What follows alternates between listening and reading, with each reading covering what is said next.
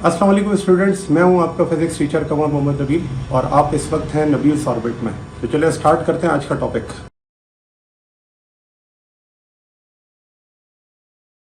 following statement is true regarding the acceleration of the particle executing simple harmonic motion। तो इसमें से कौन सी statement जो है वो सही है, किसके बारे में, कि जब कोई पार्टिकल सिंपल हार्मोनिक मोशन क्या कर रहा हो, बिहेव कर रहा हो। तो देखिए, हमने इसके बारे में पढ़ा है कि जो एक्सिलरेशन होता है वो एक्सट्रीम पोजीशन पर मैक्सिमम होता है और मीन पोजीशन पे जीरो होता है। तो अगर आप इसका ए ऑप्शन पढ़ें तो इस ए ऑप्शन के अंदर यही लिखा हुआ है कि एक्सिलरेशन जो है वो जीरो है, कहां पर, मीन पोजीशन पर। जबकि बी पॉइंट पर अगर आप देखें तो acceleration is maximum at mean position, तो ये तो हो गया गलत, क्योंकि मीन पर तो एक्सेलरेशन जीरो होता है। फिर acceleration is zero at extreme position, तो यहां तो ये मैक्सिमम होता है। Acceleration is a constant, acceleration तो वेरिएबल है, क्योंकि एक्सेलरेशन ओबे करता है किसको, सिंपल हार्मोनिक मोशन की कंडीशन को, जितना डिस्प्लेसमेंट उतना एक्सेलरेशन। चला next question. If your heart rate is 150 beats per minute during strenuous exercise, what is the time per beat in seconds. तो आपने बताना है कि कितना टाइम होगा पर बीट। अब देखिए, ये आपसे टाइम फॉर वन बीट पूछ रहा है, इसका मतलब अल्टीमेटली ये आपसे फ्रीक्वेंसी के बारे में पूछ रहा है। ठीक है ना।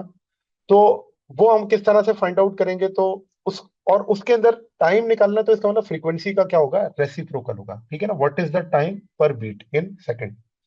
तो यहां पर आप क्या करें, सबसे पहले इसकी फ्रीक्वेंसी निकाल लें और उसका क्या करते हैं, रेसिप्रोकल करते हैं। तो फ्रीक्वेंसी हम कैसे निकालते हैं, F is equals to number of beats per unit time. तो नंबर ऑफ बीट्स है 150 डिवाइडेड बाय टाइम कितना है 60, तो जीरो से जीरो कैंसिल हो गया, ये हो गया 15 डिवाइडेड बाय 6। अब इसका रेसिप्रोकल करें तो टाइम पीरियड आ जाएगा ना। तो जब रेसिप्रोकल करेंगे तो आंसर आएगा 6/15। अब आप इसे सॉल्व कर लें, तो फिर आपके पास आंसर कितना आ रहा है, 15 4 60 होता है, तो ये 0.4 आएगा। ठीक है ना। यस। क्योंकि जब यस मैं डेसिमल लगाऊंगा, डेसिमल से 60 हो जाएगा, 15 4 60 होता है, तो ये ऑप्शन जो है वो है सी, 0.4। नेक्स्ट क्वेश्चन है, which of the following relationship between acceleration and the displacement of particle involve simple harmonic motion. देखिए, हमने ये पढ़ा है कि जो एक्सेलरेशन होता है वो डायरेक्टली प्रोपोर्शनल होता है माइनस एक्स के। तो अब आपने ऑप्शन ये वाला देखना है, क्योंकि जब प्रोपोर्शनल का साइन हटता है तो यहां जाता है कांस्टेंट। अब वो कांस्टेंट कुछ भी हो सकता है, तो कांस्टेंट को छोड़ के आप ये देखें कि कौन सी इक्वेशन के अंदर कांस्टेंट के अलावा a is equals to minus X मौजूद है। तो वो ऑप्शन आपके सामने है सी। सी ऑप्शन को देखें तो एक्चुअली वो इसी तरह लिखा हुआ है, a is equals to constant की जगह क्या है, -10 है। तो अगर ये -10 जो है वो एक कांस्टेंट है, तो इक्वेशन तो एक्चुअली ये acceleration of simple harmonic motion की है। तो ये ऑप्शन क्या हो गया, सी ऑप्शन करेक्ट हो गया। चलें। फिर कहते हैं, अ mass spring system undergoes simple harmonic motion has amplitude a, while the kinetic energy of the object equal twice the potential energy stored in the spring, what is the position x of the object। अच्छा, अब देखिए यहां पर उसने जो हमें condition दी है वो ये है कि जो आपकी काइनेटिक एनर्जी है ना, वो उस पॉइंट पर डबल है किसके मुकाबले में, पोटेंशियल एनर्जी के मुकाबले में। ठीक है ना। इसका मतलब अगर काइनेटिक एनर्जी बढ़ रही है, तो काइनेटिक एनर्जी कब बढ़ती है, जब कोई बॉडी एक्सट्रीम से कहां आ रही हो, मीन पोजीशन की तरफ। और पोटेंशियल एनर्जी कब बढ़ती है, जब कोई बॉडी मीन पोजीशन से कहां जा रही हो, एक्सट्रीम पोजीशन की तरफ। इस बात से आपको यह पता चल जाता है कि बॉडी मूव कहां से कर रही है, एक्सट्रीम से मीन की तरफ। अब आपने डिस्प्लेसमेंट फाइंड आउट करना है, और ऑब्वियसली अगर ये मीन या एक्सट्रीम होता तो कोई ना कोई एक एनर्जी जीरो होती, लेकिन अगर दोनों एनर्जीज मौजूद है, इसका मतलब इन बिटवीन मीन और एक्सट्रीम है। तो इन बिटवीन मीन और एक्सट्रीम पे जब हम काइनेटिक एनर्जी का फार्मूला लिखते हैं तो वो इस तरह से लिखा जाता है, हाफ के, और यहां आ जाता है आपके पास X not square minus X square.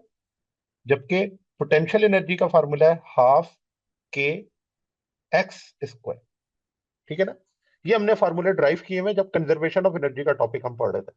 अब यहां पर आप देखें, जो चीजें कैंसिल आउट हो रही है उनको हम कैंसिल आउट कर देते हैं। जैसे यहाँ पर ये के है और यहाँ पर ये के, ये कैंसिल हो रहा है। ये टू इस टू से क्या हो रहा है, कैंसिल हो रहा है। अब जो इक्वेशन बची है उस इक्वेशन को यहाँ पर लिख दें, तो ये आपके पास बचा है half x not square minus X square, और यहाँ आपके पास बचा है एक्स स्क्वायर। ठीक हो गया। तो 2 यहां पर क्या हो रहा है, डिवाइड, दूसरी तरफ जाके मल्टीप्लाई होगा, तो देखिए इक्वेशन बन जाएगी X not square minus X square is equals to 2x square, minus X square दूसरी तरफ चला जाएगा, तो ये हो जाएगा 3x square.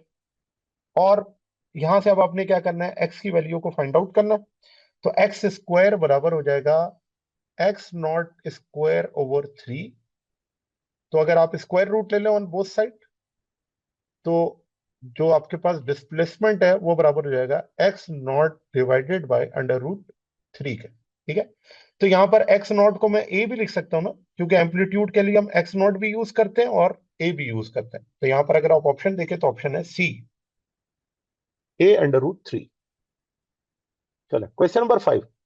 Suppose we replace the spring in a simple harmonic oscillator with a stronger spring having twice the spring constant. What is the ratio of the new period of oscillation to the original period? तो अब आपने क्या करना है, time period of mass, जो oscillator होता है जिसमें मैस स्प्रिंग सिस्टम की हम बात करते हैं, उस टाइम पीरियड को आपने रिलेट करना है किसके साथ, एक ऐसे स्प्रिंग कांस्टेंट के साथ जो स्प्रिंग कांस्टेंट डबल हो पहले के मुकाबले में। ठीक है ना, उन्होंने लिखा हुआ है having twice the spring constant, यानी कि दूसरे केस में आपने स्प्रिंग कांस्टेंट को बढ़ा देना, इसका मतलब स्प्रिंग क्या हो जाएगा, हार्ड हो जाएगा। ठीक है, और फिर आपने टाइम पीरियड को क्या करना है, कंपेयर। तो देखिए सबसे पहले अगर मैं यहाँ पर टाइम पीरियड लिखूं, तो टाइम पीरियड बराबर होता है 2 पाई m अपॉन के।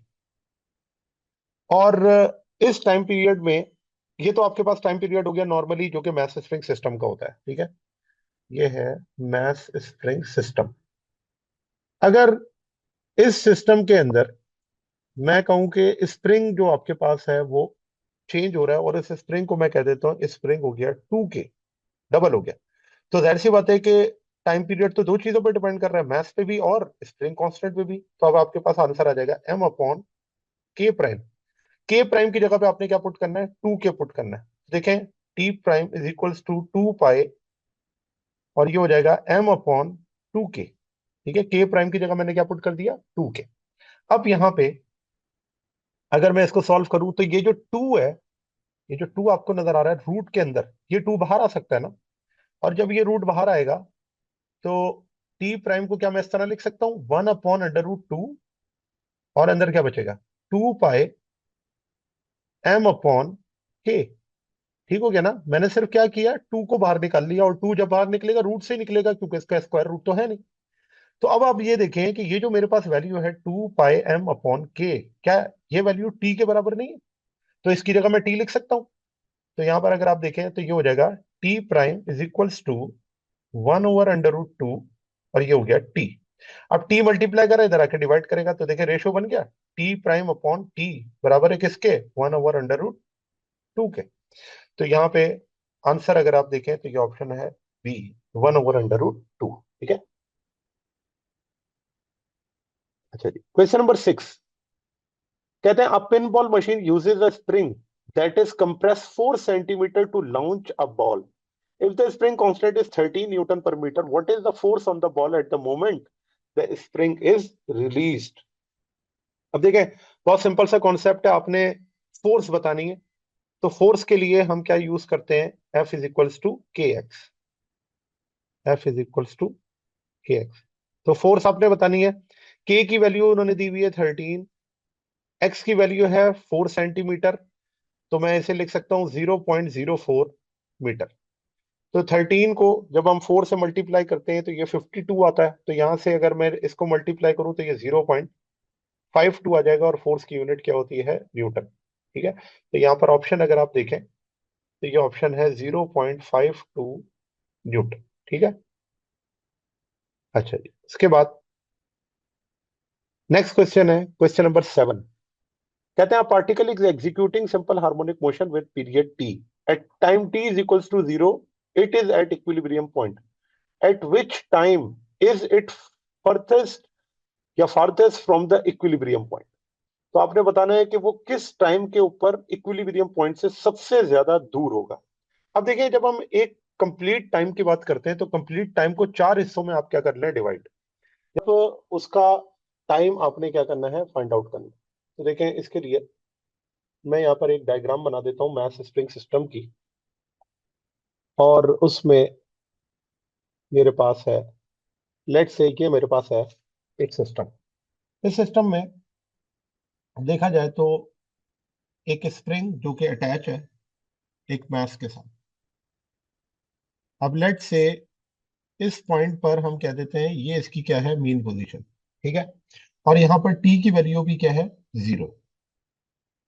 जब ये मास मूव करके जाता है दूसरी साइड पर और ये इसकी एक्सट्रीम पोजीशन है, तो आप जानते हैं कि इस पॉइंट पर पहुंचने के बाद इसका डिस्प्लेसमेंट मैक्सिमम हो जाता है एक्स नॉट, ठीक है। तो t इज इक्वल्स टू 0 है। जब यहां पर पहुंचेगा तो ये टाइम क्या होगा, t/4।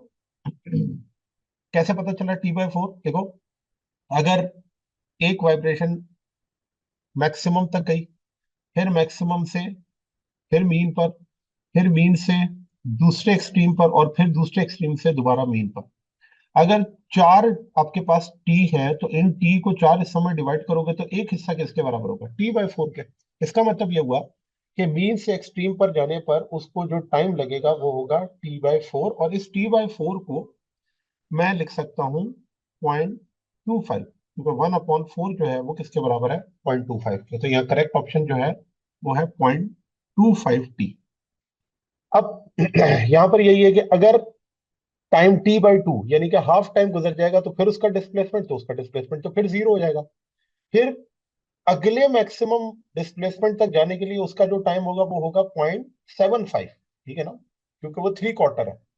तो यहाँ पर देखिए हमारे पास कोई ऑप्शन मौजूद नहीं है, और इसी तरह से जब कंप्लीट हो जाएगा तो टाइम पीरियड क्या हो जाएगा, t हो जाएगा। तो करेक्ट ऑप्शन है सी ऑप्शन। नेक्स्ट इसमें, the acceleration of a body executing simple harmonic motion leads the velocity by what phase. तो एक्सेलरेशन का सिंपल हार्मोनिक मोशन में वेलोसिटी के साथ जो फेस है वो कितना है। तो देखिए, हमने ये बात पढ़ी है कि जब आप मीन पोजीशन पर होते हैं, मीन पोजीशन पर, तो हमने ये पढ़ा है कि मीन पोजीशन पर वेलोसिटी क्या होती है, मैक्सिमम, जबकि मीन पोजीशन पर एक्सेलरेशन क्या होता है, 0। और जब हम एक्सट्रीम पर चले जाते हैं तो एक्सट्रीम पे इसका क्या हो जाता है, इनवर्स। एक्सट्रीम पे जाने के बाद वेलोसिटी क्या हो जाती है, 0, और एक्सेलरेशन क्या हो जाता है, मैक्सिमम। तो इसका मतलब ये हुआ कि एक्सेलरेशन और वेलोसिटी के दरमियान अगर एंगल देखा जाए तो वो एंगल होता है π/2 रेडियन। 90 डिग्री का इसमें क्या होता है, फेज डिफरेंस होता है। क्योंकि जब मैं इसके ग्राफ को ड्रॉ करता हूँ तो देखिए ग्राफ इसका किस तरह से ड्रॉ होगा। अगर मैं यहाँ पर इसके ग्राफ को ड्रॉ करूँ, मैं इस तरह ड्रॉ करता हूँ कि वाई एक्सेस और एक्स एक्सेस पर ये मैं दो लाइंस ड्रॉ कर लेता हूँ। अच्छा, अब ये विद रिस्पेक्ट टू टाइम। अच्छा, यहाँ पे जब मैं वेलोसिटी की बात कर रहा हूँ तो वेलोसिटी अगर मैक्सिमम है यानी कि एक्सट्रीम पोजीशन पर, तो ये आपके पास जो ग्रीन लाइन है इसको रिप्रेजेंट कर रही है वेलोसिटी को, ठीक है। तो जब वेलोसिटी आपके पास कहाँ है, एक्सट्रीम पर, तो एक्सेलरेशन कहाँ है, 0 पर। फिर एक्सेलरेशन मैक्सिमम पर आएगा तो वेलोसिटी मिनिमम हो जाएगी, और इस तरह से ये आपके पास। तो अगर आप देखें इस वेलोसिटी और एक्सेलरेशन के दरमियान में एंगल कितना है, 90 डिग्री का। और 90 डिग्री को मैं ये भी तो लिख सकता हूँ π/2। तो यहाँ पे ऑप्शन आपके पास जो है वो डी करेक्ट है कि इन दोनों के दरमियान में फेज डिफरेंस कितना होता है, π/2 का। Next point, a simple pendulum has a period of 2.5 second. एक सिंपल पेंडुलम है जिसका जो टाइम पीरियड है वो है 2.5 सेकंड। कहते हैं what is it's period if its length is made 4 times larger. तो क्या हो जाएगी इसके टाइम पीरियड अगर इसकी लेंथ को 4 टाइम्स का कर दिया जाए, बढ़ा दिया जाए। तो time period of simple pendulum is equal to 2π√L/g। ये है आपके पास टाइम पीरियड। अब ये टाइम पीरियड की वैल्यू उसने हमें दी हुई और वो है 2.5 सेकंड, यानी कि इस फार्मूले से जो टाइम आप निकाल रहे हैं उसका आंसर उसने पहले से दिया हुआ है। अब जिस टाइम पीरियड की वो बात कर रहा है उस टाइम पीरियड में लेंथ जो है वो चेंज हो रही है। कितनी चेंज हो रही है, 4 टाइम्स। तो पहले मैं लिख देता हूँ एल प्राइम, और फिर मैं यहाँ पर डिफाइन कर देता हूँ कि एल प्राइम कितना चेंज हो रहा है, तो वो हो रहा है 4 टाइम्स।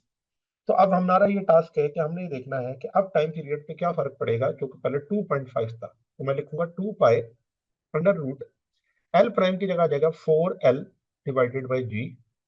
4 का रूट 2 होगा, तो टी प्राइम बराबर हो जाएगा किसके, 2। और ये हो गया 2π√L/g के। अब देखिए ये जो 2π√L/g है ये किसके बराबर है, ये है 2.5 सेकंड के बराबर।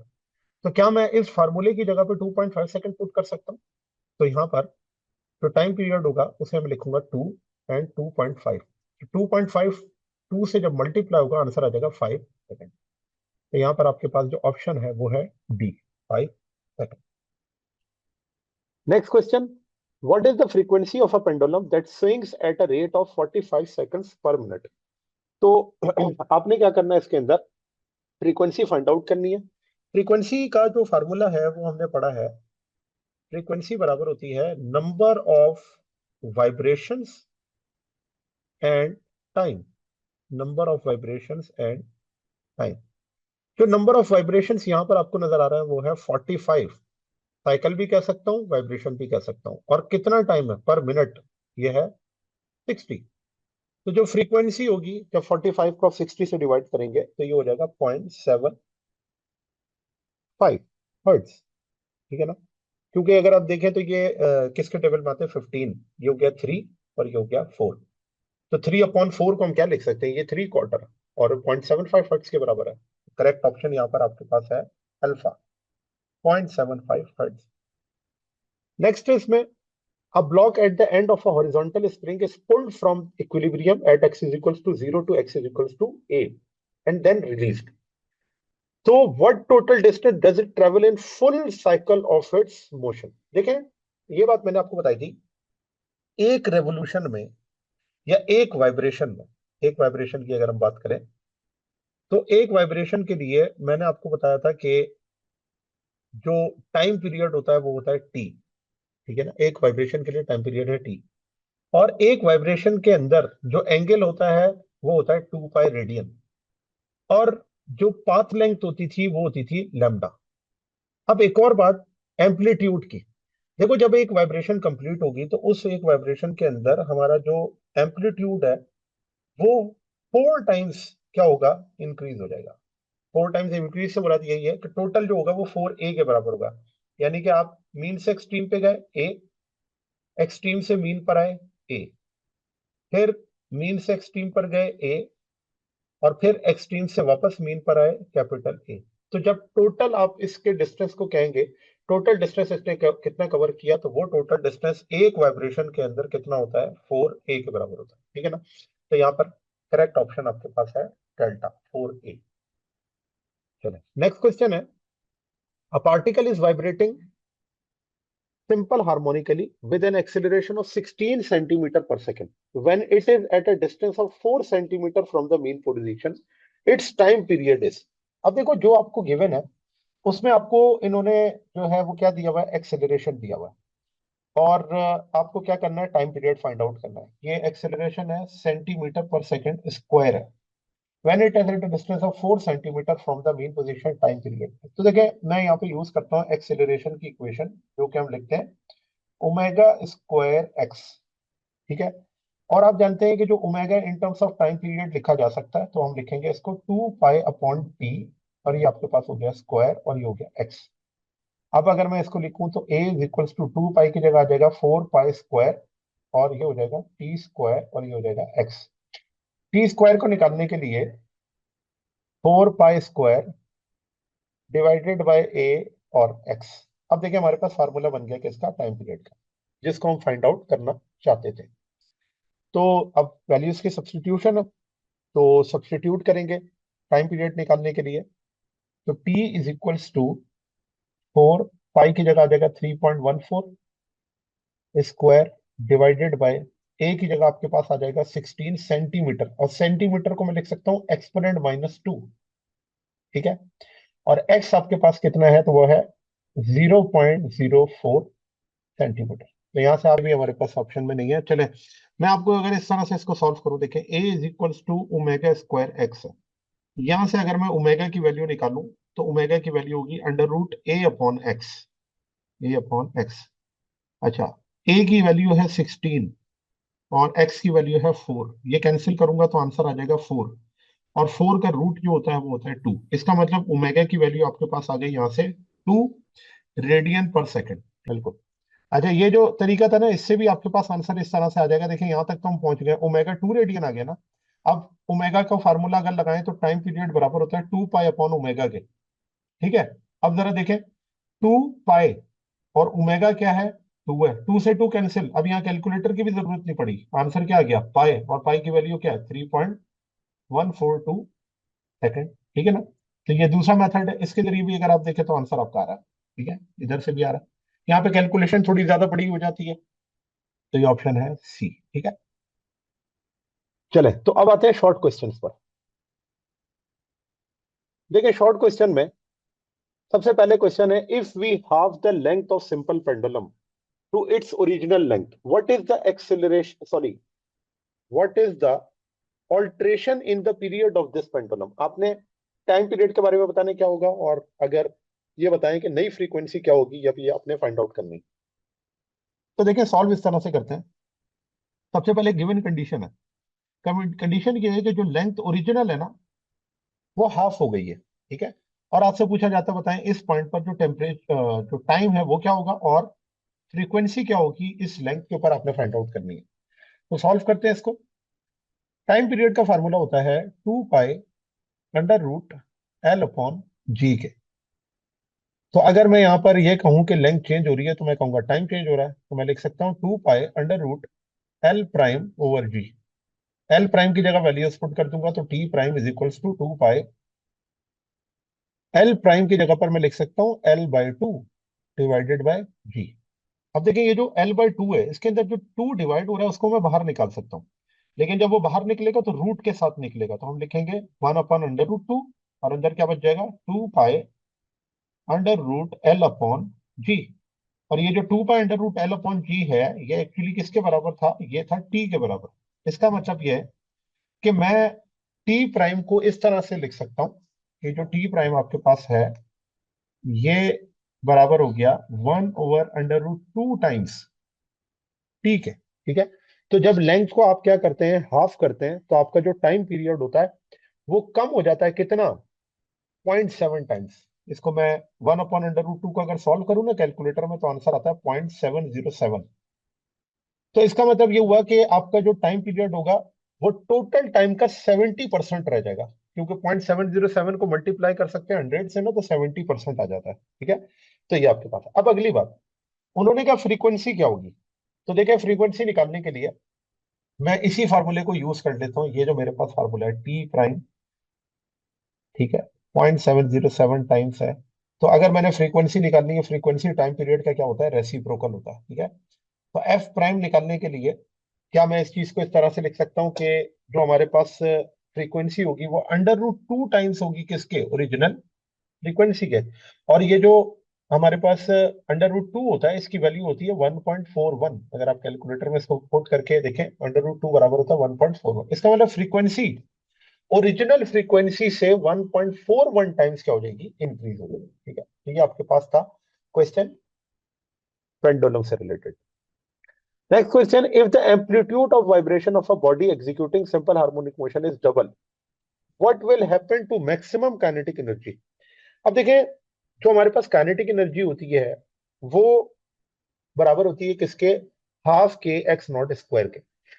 तो जब मैं इसके अंदर काइनेटिक एनर्जी को कैलकुलेट करता हूं, तो मैं यहां लिखता हूं कि जो मैक्सिमम काइनेटिक एनर्जी है वो बराबर होगी half K X not square के। और ये किस जगह पर होगी, मीन पोजीशन पर। ठीक है ना, क्योंकि एक्सट्रीम पोजीशन पर तो मैक्सिमम कौन सी होती है, पोटेंशियल एनर्जी, और मीन पोजीशन पे कौन सी एनर्जी मैक्सिमम होती है, वो है काइनेटिक एनर्जी। तो यहाँ पर kinetic energy maximum half K X not square के बराबर है।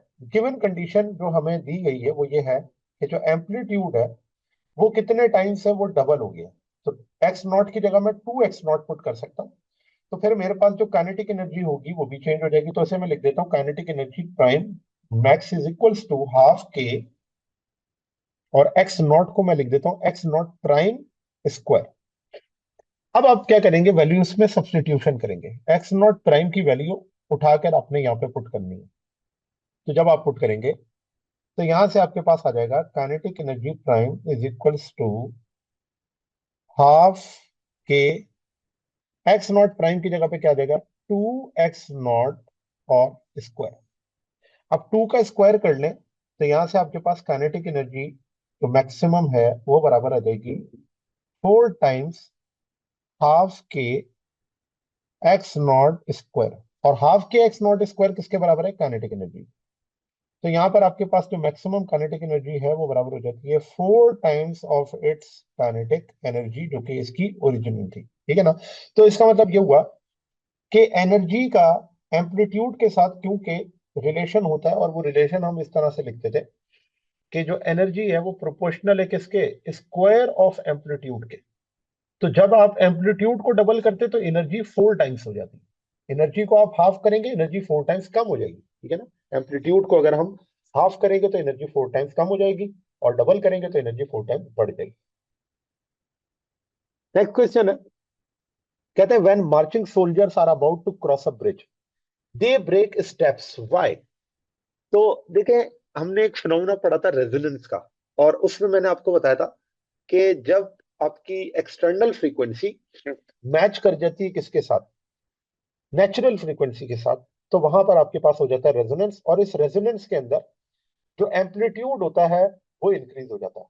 अब मार्चिंग सोल्जर्स जब एक साथ सारे स्टेप्स रखते हैं तो इसकी वजह से एक हाई फ्रीक्वेंसी जनरेट होती है, और वो फ्रीक्वेंसी अगर उस ब्रिज की नेचुरल फ्रीक्वेंसी से मैच कर जाए तो वो ब्रिज कोलैप्स कर जाएगा, जैसा कि पास्ट में देखा गया है। तो यहां पर इन्होंने यही कहा हुआ है कि ये जो मार्चिंग सोल्जर्स होते हैं इनको अपने स्टेप्स ब्रेक करने का कहा जाता है, और इसका वजह क्या है? इसकी वजह है रेजोनेंस। क्योंकि अगर ये मार्चिंग सोल्जर्स अपने स्टेप्स को ब्रेक ना करें तो इसके अंदर क्या आ जाएगी? Mechanical resonance. और इस मैकेनिकल रेजोनेंस को अवॉइड करने के लिए क्या करते हैं? इस स्टेप्स को ब्रेक कर दिया जाता है। तो यहाँ पर आप देख लें, कोई पहला स्टेप ये लिखा हुआ है कि जो मार्चिंग आपके पास है स्टेप, ये जो होते हैं सेम टाइम पे अगर करें तो इस सेम टाइम पे करने पर क्या होगा? एक वेव जनरेट होगी जिसे हम पीरियोडिक वेव्स कहते हैं, रिथमिक फोर्सेस कहते हैं, और ये फ्रीक्वेंसी जब मैच कर जाएगी किससे? नेचुरल फ्रीक्वेंसी से, तो मैकेनिकल रेजोनेंस हो जाएगा। और इस मैकेनिकल रेजोनेंस में एम्पलीट्यूड ऑफ वाइब्रेशन जो होगा वो लार्ज होगा, जिसकी वजह से जो ब्रिज है वो क्या हो सकता है? डैमेज हो सकता है या फिर कोलैप्स हो सकता है। तो ये रीजन है to avoid dangerous resonance effect और ensure structural safety of the bridge. हम क्या करते हैं? उनको ये इंस्ट्रक्शन देते हैं कि वो अपने ब्रेक स्टेप्स को क्या करें? ब्रेक करें। फिर क्वेश्चन नंबर 4 है, suppose that a driving force has half frequency as compare to the frequency of an oscillator, will it produce resonance? Similarly, if the driving force is twice the frequency of the oscillator, will it produce resonance? देखें, मैंने आपको बताया कि resonance की जो condition है वो ये है कि अगर एक्सटर्नल फ्रीक्वेंसी बराबर हो किसके? नेचुरल फ्रीक्वेंसी के, तो हम कहते हैं वहां पर क्या हो गया? रेजोनेंस। जब आपकी जो दोनों फ्रीक्वेंसीज में डिफरेंस आ जाए, एक भी फ्रीक्वेंसी बढ़ जाए, एक्सटर्नल फ्रीक्वेंसी डबल हो जाए या इंटरनल फ्रीक्वेंसी जो है या नेचुरल फ्रीक्वेंसी क्या हो जाए? वो डबल हो जाए, इन दोनों सूरतों में रेजोनेंस नहीं होगा। ठीक है ना? मैं ये कह सकता हूं कि अगर जो आपकी एक्सटर्नल फ्रीक्वेंसी है वो ग्रेटर हो किससे? नेचुरल से, और अगर मैं ये कहूं कि जो एक्सटर्नल फ्रीक्वेंसी है वो लेसर है किससे? नेचुरल से, इन दोनों सूरतों में हम कह देंगे कि यहाँ कोई रेजोनेंस नहीं होगा, नो रेजोनेंस। और वजह क्या है? देखिए, वजह यह है कि जब हम कहते हैं ना कि ये दोनों फ्रीक्वेंसीज मैच कर रही हैं, तो दोनों फ्रीक्वेंसीज मैच करने का मतलब ये है कि दोनों एक ही डायरेक्शन के अंदर ऑसिलेशन में, और जब दोनों एक ही डायरेक्शन में होती है तो फिर आपका एम्पलीट्यूड बढ़ता है। जैसे एग्जांपल देता हूं, देखो, एक पेंडुलम है, वो पेंडुलम को आप मूव करवा रहे हैं। अब इस पेंडुलम की नेचुरल फ्रीक्वेंसी मैं कह देता हूं लेट से है 10 हर्ट्ज। 10 हर्ट्ज का मतलब ये हुआ कि एक सेकंड में ये कितनी वाइब्रेशन कंप्लीट करेगा? 10 वाइब्रेशन। ठीक है? अब अगर आप चाहते हैं कि इसकी वाइब्रेशन को इंक्रीज किया जाए, तो अगर आप इसके वाइब्रेशन को इंक्रीज करने के लिए आप एक्सटर्नल फ्रीक्वेंसी जो है वो अप्लाई कर देते हैं 20 हर्ट्ज। अब ये 20 हर्ट्ज क्योंकि नेचुरल फ्रीक्वेंसी से मैच नहीं करती, इसका मतलब ये होगा कि जब ये पेंडुलम वापस आ रहा है तो आपकी फोर्स किस तरफ होगी? कि ये कहाँ जाए? मीन पोजीशन पर जाए। अब मुझे बताएं, जब दो फोर्सेस इक्वल और ऑपोजिट हो जाएंगी तो ये दोनों एक दूसरे के इफेक्ट को क्या कर देंगे? कैंसिल आउट, तो एम्पलीट्यूड तो डिक्रीज हो जाएगा। ठीक हो गया ना? तो ये तभी मैच कर सकता है कि नेचुरल फ्रीक्वेंसी थी 10 हर्ट्ज और आप भी इसकी फ्रीक्वेंसी क्या करें 10 हर्ट्ज। तो जब दोनों की फ्रीक्वेंसी सेम होगी तो जिस डायरेक्शन में ये जा रहा होगा उसी डायरेक्शन में आप भी फोर्स लगाएंगे, और जब दोनों फोर्सेस एक ही डायरेक्शन में होंगी एडअप होगा, एम्पलीट्यूड क्या होगा, बढ़ जाएगा। ठीक है ना। तो यहाँ पे इन्होंने यही कहा है कि अगर फ्रीक्वेंसी क्या हो जाए half, has a frequency half as compare to frequency of oscillator, तो क्या रेजोनेंस होगा, तो आंसर है नो। तो आंसर है no resonance will not be produced in either two cases because यहां पर रेजोनेंस की कंडीशन पूरी नहीं हो रही। रेजोनेंस तब होता है जब ड्राइविंग फ्रीक्वेंसी मैच करती है किससे, नेचुरल फ्रीक्वेंसी से। अब आगे इन्होंने बात की है, ये कॉम्प्लेक्स ऑसिलेटर है। There are complex oscillator which have multiple natural frequencies called overtones. ये बात आप स्टेशनरी वेव्स में फर्स्ट ईयर में पढ़कर आए हैं, जिसको हमने स्टेशनरी वेव्स में पढ़ा था स्ट्रेच स्प्रिंग के लिए, या जो आपके ऑर्गन पाइप होते थे उसके अंदर हम पढ़ते थे, जिसमें क्या होता था अदर देन फंडामेंटल फ्रीक्वेंसी, जो आगे आने वाली फ्रीक्वेंसी जो उन्हें हम ओवल टोन्स कहते थे या क्या कहते थे, हार्मोनिक्स कहते थे, और इसको हम यूज करते हैं म्यूजिकल इंस्ट्रूमेंट्स के लिए।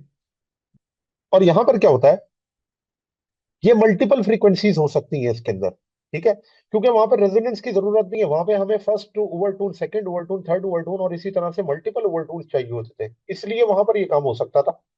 इसी तरह से जब हम सब हार्मोनिक ऑसिलेटर के अंदर रेजोनेंट फ्रीक्वेंसी की बात कर रहे होते हैं, तो अगर नेचुरल फ्रीक्वेंसी हाफ हो जाए तो इस सूरत में भी आपके पास रेजोनेंस प्रोड्यूस नहीं होगा, क्योंकि ये दोनों एक दूसरे के क्या है, मैच नहीं करते। ठीक है, तो ये इसका क्या है आंसर है। क्वेश्चन नंबर 5 कहते हैं pendulum clocks are made to run at the correct rate by adjusting the pendulum's length. Suppose you move from one city to another where the acceleration due to gravity is slightly greater. Taking your pendulum clock with you, will you have to lengthen or shorten the pendulum to keep the correct time? Other factors are remaining constant. Explain your answer. देखो, इसके अंदर इन्होंने कहा है कि सबसे पहले तो हम ये बात समझ लेते हैं कि टाइम पीरियड जो होता है वो बराबर होता है एल अपॉन जी के।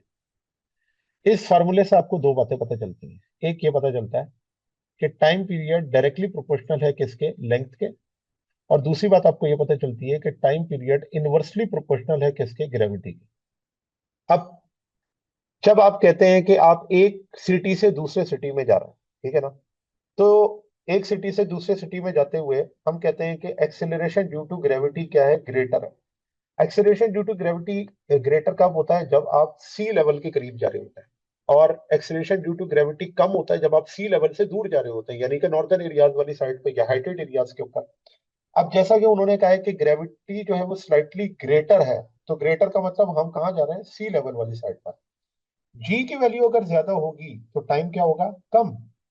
अब हम चाहते हैं कि जब हम उस सिटी में जाएं तो टाइम पीरियड चेंज ना हो, तो उस टाइम पीरियड को सेम रखने के लिए मुझे क्या करना पड़ेगा, मुझे लेंथ को इंक्रीज करना पड़ेगा।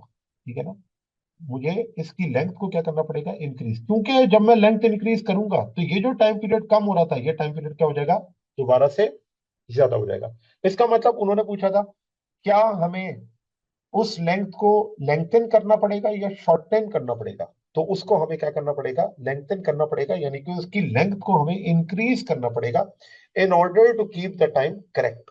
ठीक है, to keep the time correct of the pendulum clock. ठीक है ना, ये रिलेशन हमारे पास मौजूद है जो कि हम यूज करते हैं टाइम पीरियड को फाइंड आउट करने के लिए। चलिए नेक्स्ट क्वेश्चन है, to mass spring system vibrate with simple harmonic motion. If the spring constants are equal, the mass of one system is twice that of the other. Which system has greater speed?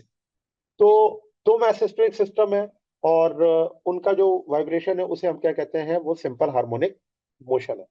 कहते हैं अगर एक spring constant बराबर है, mass of one system is twice of the other, यानी कि आपको इन्होंने वैल्यू बता दी है मैथ्स की कि वो मैथ्स जो है वो क्या है, डबल है।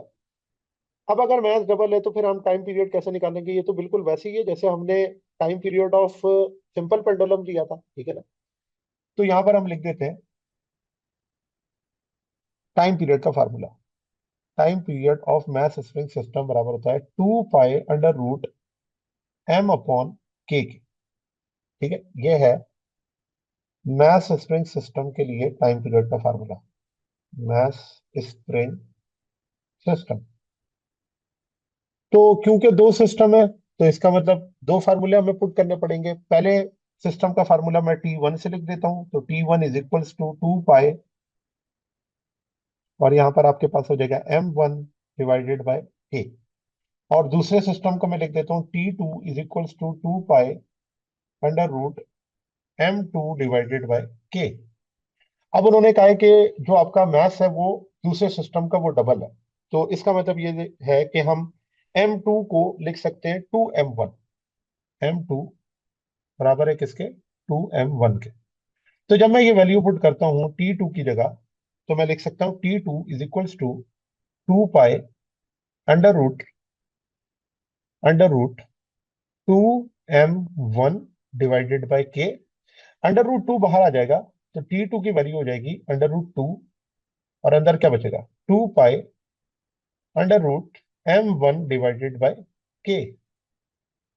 तो अब अगला देखें, अगला ये होगा कि क्योंकि 2 pi under root M1 upon के तो किसके बराबर था? ये तो ऑस्सिलेशन जो पहली बॉडी की थी उसके बराबर था। तो फिर हम क्या इसके बारे में लिख सकते हैं कि जो T2 होगा वो कितना टाइम्स ज्यादा होगा? Under root two times than T1 के। और अंडर रूट टू को मैं 1.41 टाइम्स भी लिख सकता हूँ, 1.41 टाइम्स T1 के। तो इससे हमें ये पता चला कि जो T2 है वो ग्रेटर है किससे? T1 से। ठीक है ना, यही कह सकते हैं कि T1 स्मॉलर है किससे? T2 से। ये आपका हो गया टाइम पीरियड। ठीक है, चलिए नेक्स्ट आता है, give some application in which resonance plays an important role. तो बहुत सारी एप्लीकेशन है, दो तीन एप्लीकेशन आप इसके अंदर लिख देंगे, जैसे ट्यूनिंग रेडियो। तो मैंने आपको बताया था ट्यूनिंग रेडियो जो है वो इलेक्ट्रिकल रेजोनेंस की एग्जांपल है। और इसमें क्या होता है कि जो आपका रेडियो होता है वो एक रिसीवर का काम करता है, और रिसीवर के पास जो फ्रीक्वेंसी होती है वो कौन सी होती है? Natural frequency. उसके अंदर रिसीवर सर्किट लगा हुआ है, और आप क्या करते हैं जब नंबर्स डायल करते हैं 107, 106, 107.2, तो आप क्या कर रहे हैं? उस रिसीवर सर्किट की नेचुरल फ्रीक्वेंसी को चेंज कर रहे हैं। और जब ये फ्रीक्वेंसी मैच करती है किसके साथ? जो ट्रांसमिटेड फ्रीक्वेंसी है जो कि रेडियो स्टेशन की तरफ से आ रही है उसके साथ, तो फिर क्या होता है? ये दो फ्रीक्वेंसीज आपस में मैच करती हैं, और यहाँ पर हो जाता है रेजोनेंस, और इस रेजोनेंस को हम कहते हैं इलेक्ट्रिकल रेजोनेंस। इलेक्ट्रिकल रेजोनेंस में एनर्जी क्या होगी? एब्जॉर्ब होगी। और जब ये एनर्जी एब्जॉर्ब होगी तो आपके पास जो एम्पलीट्यूड होगा वो मैक्सिमम होगा, और आपको उस स्टेशन की ब्रॉडकास्ट सुनाई देने लगी। इसी तरह जब हम मैग्नेटिक रेजोनेंस इमेजिंग की बात करते हैं तो एमआरआई के अंदर भी, मैंने आपको बताया था, ये मेडिकल डायग्नोस्टिक है, और इसके अंदर भी रेजोनेंस का यूज होता है। अब इसके अंदर क्या है कि जो आपके पास रेडिएशंस हैं, रेडियो वेव्स की, उनकी जो आपके पास वेव फ्रीक्वेंसी वो बहुत ज्यादा है, मेगाहर्ट्ज के अंदर 100 मेगाहर्ट्ज। तो यहाँ पर रेजोनेंस जब अकर होता है तो वो किस तरह से कि ब्लड जो आपकी वेन्स में मूव कर रहा है उसकी वजह से, आइंस के मूवमेंट की वजह से मैग्नेटिक फील्ड है, और एक मैग्नेटिक फील्ड जो है वो उस मशीन की तरफ से, जब ये दोनों मैग्नेटिक फील्ड मैच करती हैं तो वहां पर रेजोनेंस होता है। और क्योंकि ये रेजोनेंस मैग्नेटिक फील्ड की वजह से, तो इसे हम कहते हैं मैग्नेटिक रेजोनेंस। और इमेजिंग का वर्ड इसलिए यूज किया गया है क्योंकि यहाँ पर कंप्यूटर बेस्ड फोटोग्राफी या कंप्यूटर बेस्ड इमेजेस जो होती हैं वो इस पैटर्न से ऑब्जर्व होती हैं, जिससे फिर हम क्या करते हैं? डायग्नोस कर लेते हैं उस बॉडी के अंदर क्या प्रॉब्लम है। नेक्स्ट क्वेश्चन है, a simple pendulum is set into vibrations and left untouched eventually stops, why? देखिए, हमने ये बात पढ़ी है कि दो किस्म के हमारे जो है वो ऑसिलेशन होते हैं, एक कहलाता है डैम्प ऑसिलेशन और एक कहलाता है अनडैम्प ऑसिलेशन। रियल लाइफ में हम जो भी ऑसिलेशन पढ़ते हैं वो डैम्प होते हैं, क्यों? क्योंकि उसके अंदर रेजिस्टिव फोर्सेज इन्वॉल्व होती है, हम इग्नोर नहीं करते हैं। हाँ, हम जब थियोरिटिकली ये बातें पढ़ रहे होते तो हम कह देते हैं कि भाई फ्रिक्शन क्या है उसके अंदर, इग्नोर कर दिए, फ्रिक्शन मौजूद नहीं है। तो यहाँ पर देखें, कहते हैं when a simple pendulum set into vibration and then left untouched, it eventually stops due to, किसकी वजह से? डैम्पिंग फोर्सेस की वजह से। तो जब आपके पास फ्रिक्शन इन्वॉल्व हो जाती है, point of suspension of spring with strand and string and hook of the Bob, तो वहां पर आपके पास फ्रिक्शन के साथ जब वो पेंडुलम मूव करता है तो आहिस्ता आहिस्ता उसका एम्पलीट्यूड कम होना शुरू हो जाता है, एंड देन कुछ देर बाद वो क्या होता है? रुक जाता है। तो यहाँ पर इस फ्रिक्शन की वजह से जो आपकी मैकेनिकल एनर्जी है वो लॉस्ट होती है, और वो लॉस किस फॉर्म में होगी? हीट की फॉर्म में, साउंड एनर्जी की फॉर्म में, और जो आपके पास सराउंडिंग का एम्पलीट्यूड होगा वो उसको डिक्रीज कर देगा। और उसके साथ साथ क्योंकि एम्पलीट्यूड का एनर्जी के साथ भी रिलेशन है, तो एम्पलीट्यूड जैसे जैसे डिक्रीज होगा एनर्जी भी क्या होगी, डिक्रीज होगी। तो लास्ट पॉइंट ये है कि mechanical energy is lost, then amplitude of vibration becomes zero and motion eventually stop. तो this is the damped oscillation. Next point पे आ जाते हैं। Under what condition the motion of a simple pendulum be simple harmonic motion. तो बहुत simple सी बात है कि भाई कौन सी कंडीशन है जिसके ऊपर सिंपल पेंडुलम का मोशन सिंपल हार्मोनिक मोशन बन जाता है। तो देखिए एक सिंपल सी कंडीशन है जो कि आपने याद रखनी थी, वो है ए डायरेक्टली प्रोपोर्शनल टू माइनस है। और ये इक्वेशन ये रिप्रेजेंट कर रही है कि जैसे जैसे मैग्नीट्यूड ऑफ डिस्प्लेसमेंट बढ़ेगा वैसे वैसे एक्सेलरेशन भी बढ़ेगा। और दूसरी बात है डायरेक्शन की, कि जो डायरेक्शन ऑफ एक्सेलरेशन है वो हमेशा कहाँ होगा, pointing towards the mean position, और वो बॉडी मूव करनी चाहिए about a mean position, to and fro होना चाहिए अबाउट अ मीन पोजीशन। तो यहाँ पर आप देखें तो यही है द कंडीशन जो हार्मोनिक मोशन की, वो ये है कि simple harmonic motion occurs when restoring force is proportional to displacement. Restoring force जो है वो प्रोपोर्शनल है डिस्प्लेसमेंट के, तो एक्चुअली बात यहीं पर आ जाती है। और इसी को तो हमने एक्सेलरेशन के लिए लिखा है, क्योंकि फोर्स और एक्सेलरेशन आपस में क्या होता है, प्रोपोर्शनल होता है।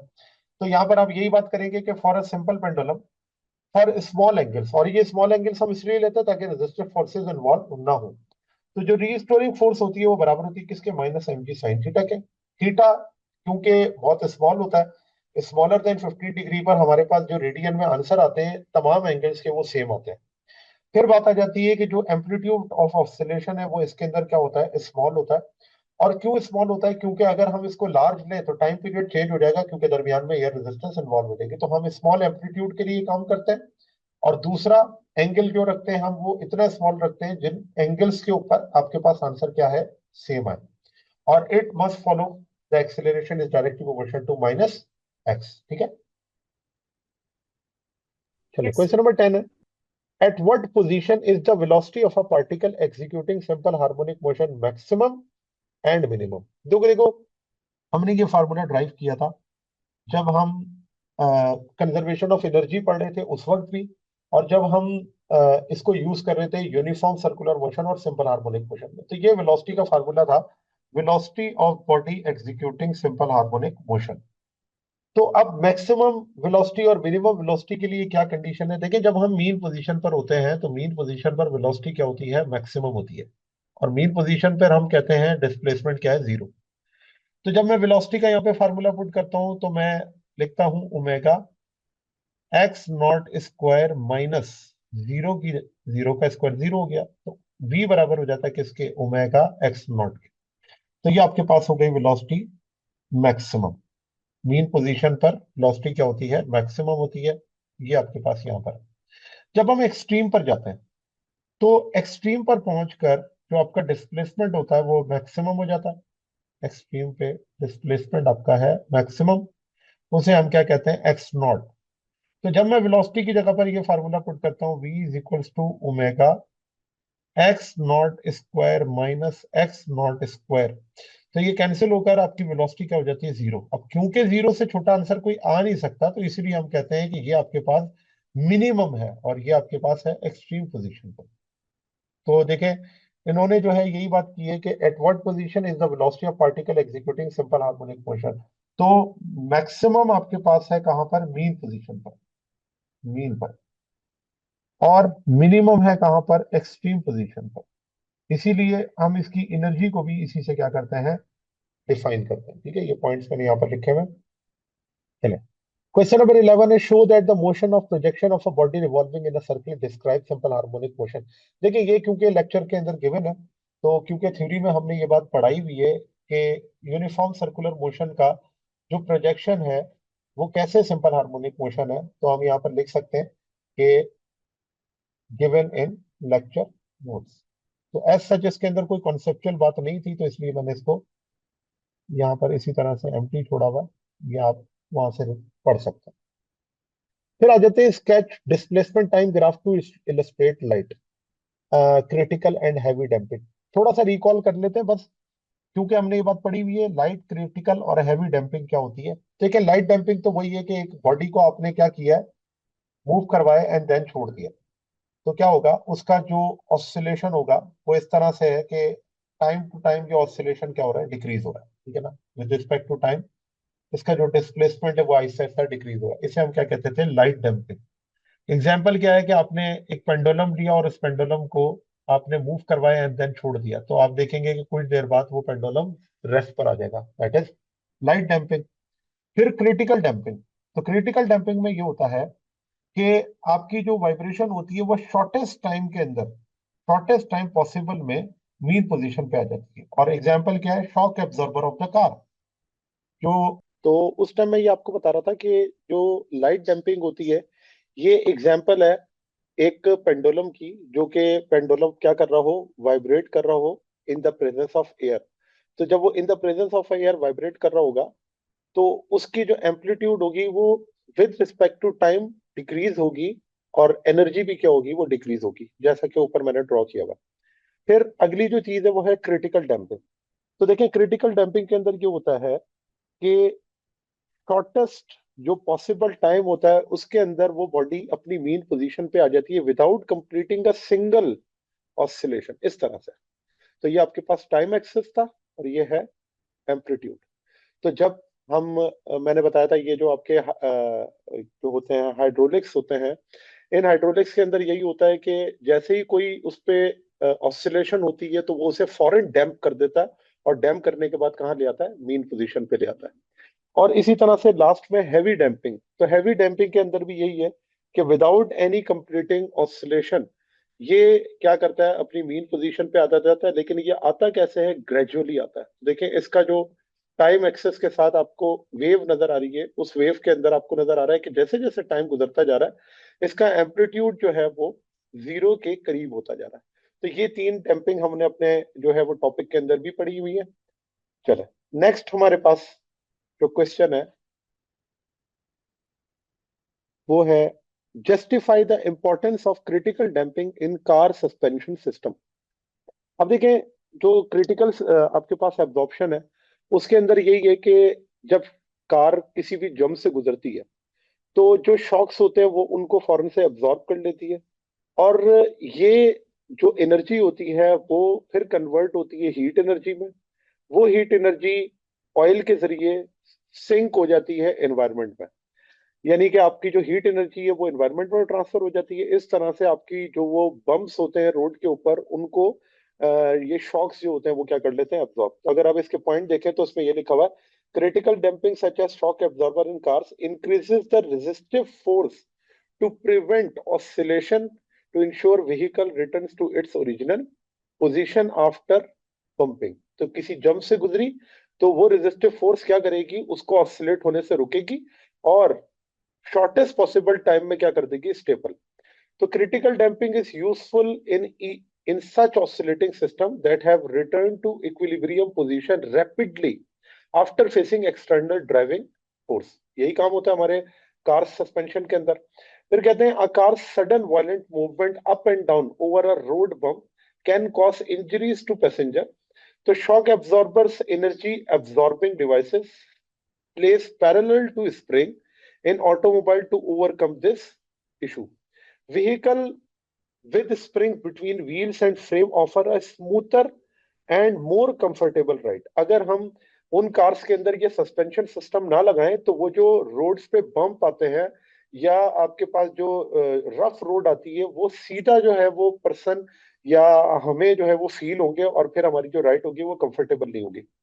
फिर आगे उन्होंने ये लिखा हुआ है कि जो मॉडर्न ऑटो सस्पेंशन हैं are set so that all of the spring's energy is absorbed by the shock absorbers, eliminating vibrations and single oscillation। This prevents the car from continuously bouncing। तो ये आपके पास इसकी इंपॉर्टेंस है critical damping की car suspension system में। फिर आगे free and force oscillation से, तो मैंने आपको बताया था फ्री ऑसिलेशन ऐसी ऑसिलेशन होती है जिसके अंदर कोई एक्सटर्नल फोर्स इन्वॉल्व नहीं होती। तो ऐसी ऑसिलेशन जिसके अंदर एक्सटर्नल पीरियोडिक फोर्स इन्वॉल्व नहीं है उसे हम क्या कहते हैं, फ्री ऑसिलेशन कहते हैं।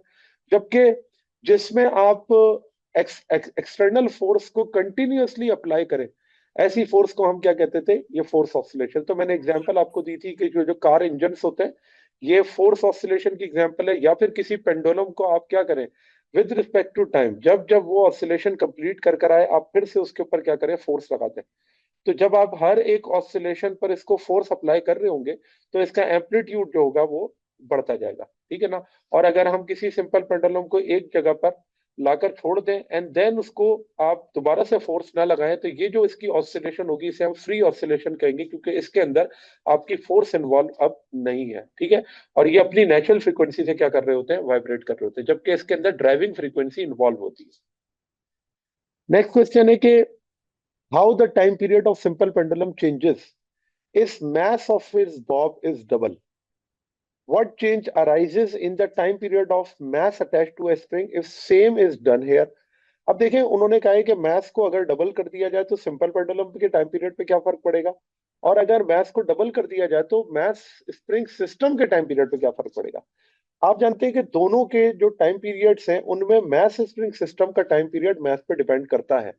तो मैं अगर इसके अंदर लिखूं for simple pendulum, simple pendulum का जो टाइम पीरियड है उसे हम यहाँ पर इस तरह से लिखते हैं, simple pendulum t is equals to 2 pi under root l upon g।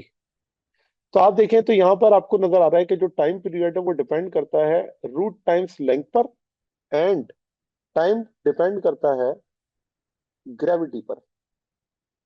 तो यहाँ पे मैथ्स का तो कोई जिक्र नहीं है, इसका मतलब यह है कि time period of simple pendulum is independent of mass of the ball. Time period of simple pendulum is independent